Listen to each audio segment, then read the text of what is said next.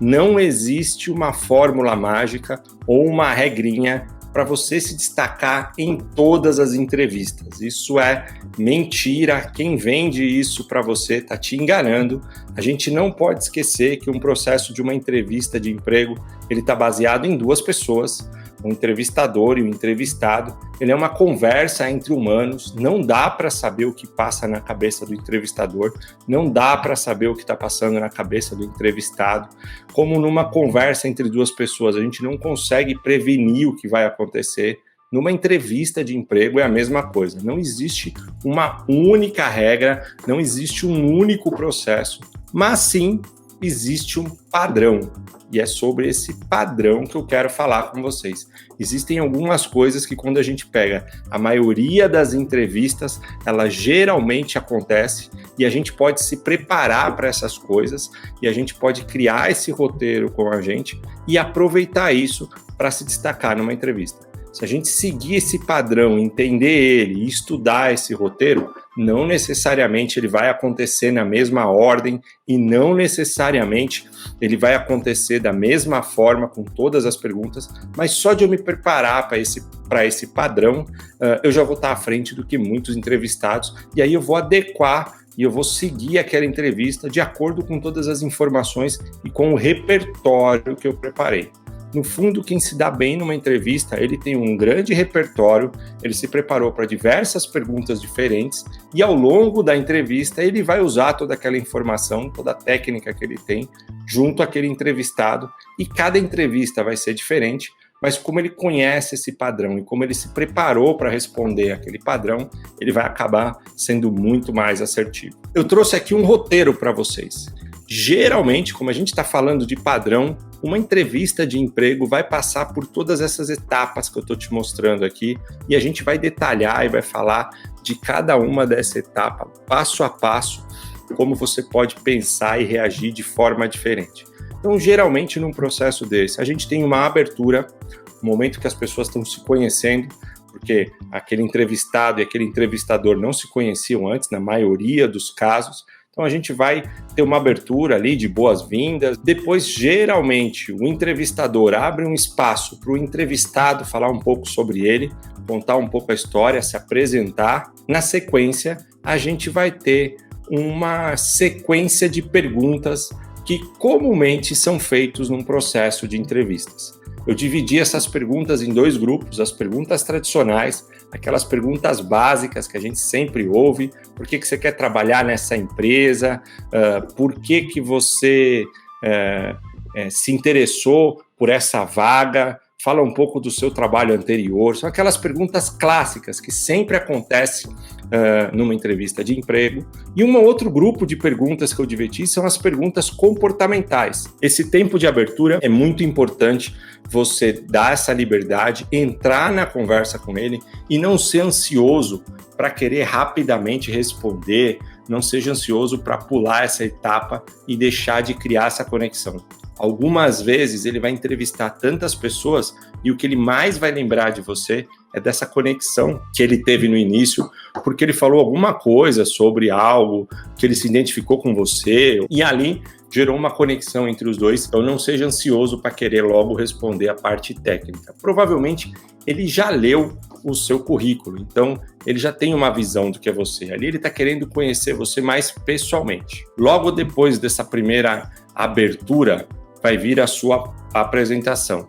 Geralmente, em 99% dos casos, antes dele começar a fazer as perguntas, ele vai pedir para você falar um pouco sobre você, como é que você chegou até ali, por que você está interessado naquela vaga. Aí sim é a hora de você fazer uma apresentação sua. É importante você se preparar para essa apresentação.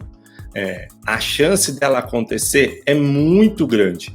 Então, a melhor forma de você fazer essa primeira apresentação sua é contando uma história. As pessoas se conectam muito com histórias, as pessoas prestam atenção. Se você tiver um texto decorado e começar a ler nessa apresentação o seu currículo, falar o que você já fez, onde você trabalhou, qual é a faculdade, qual a sua idade, ele não vai ter muito interesse, porque provavelmente ele está com esse papel na mão, ele sabe quem é você.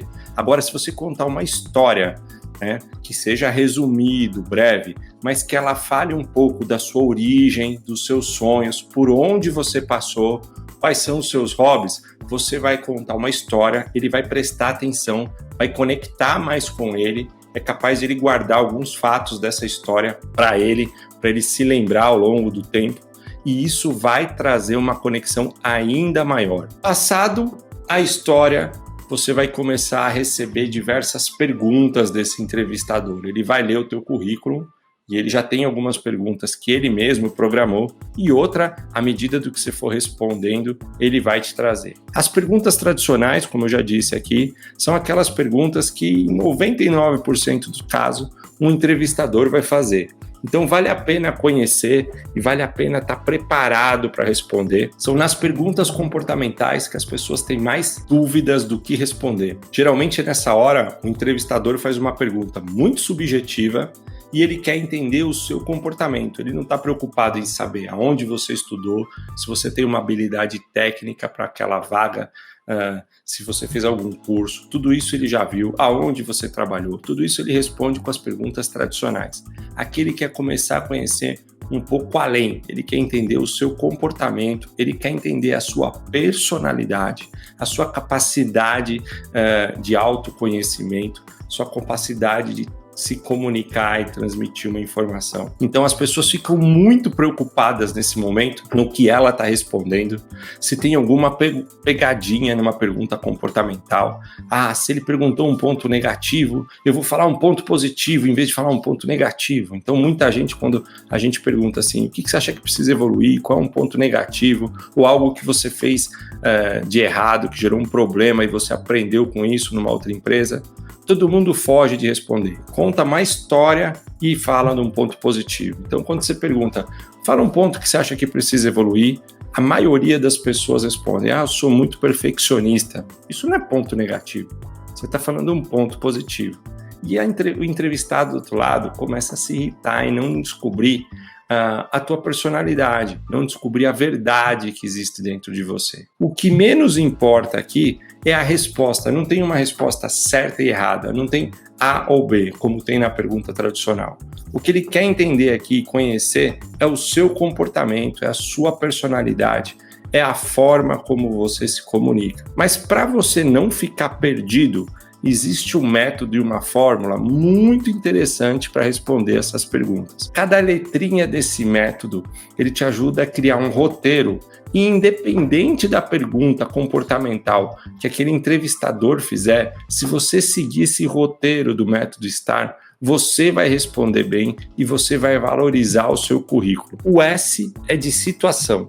Então você vai começar respondendo contando uma situação, contando algum problema, algum desafio que você encontrou em outros lugares que você trabalhou ou em outra empresa. Sempre você vai buscar alguma situação que tinha um desafio, que tinha um problema, e você vai contar essa situação, vai contar qual é esse problema.